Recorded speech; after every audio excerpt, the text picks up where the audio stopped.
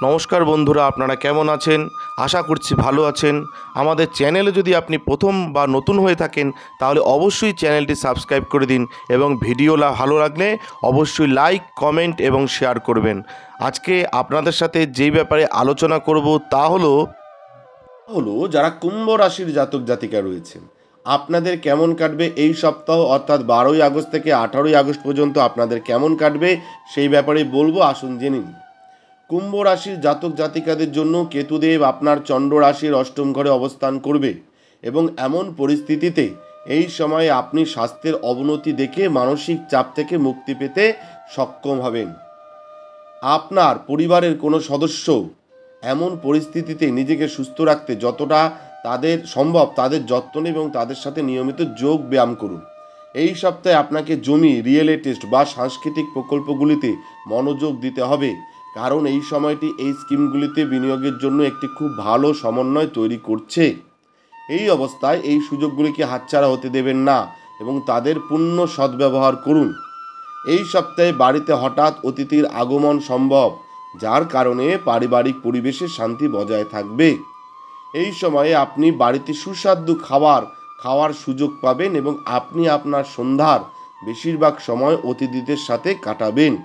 এই সপ্তাহে এটা সম্ভব যে আপনি তাড়াহুড়ো করতে পারেন, যে কোনো কাজ শেষ করার আগে আপনি তাড়াহুড়ো করতে পারেন। এটা কিন্তু এই সপ্তাহে সম্ভব। আপনার কাজ শেষ হয়েছে ভেবে ভুল করবেন, তাই তাড়াহুড়ো কিছুতে করবেন না।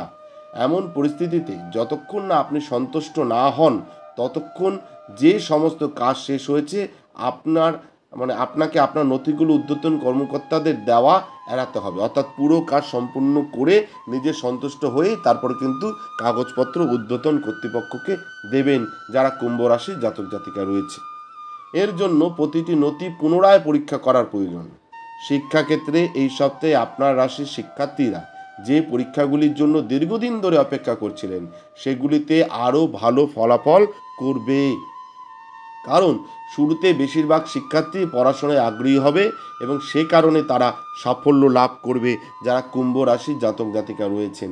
মাথায় রাখতে হবে, যে পরীক্ষার জন্য দীর্ঘদিন ধরে অপেক্ষা করছিলেন সেগুলিতে আরও ভালো ফলাফল পাবেন এবং ভালো ফলাফলও করবেন, সাফল্যও তাদের আসবে, এটা কিন্তু মাথায় রাখবেন।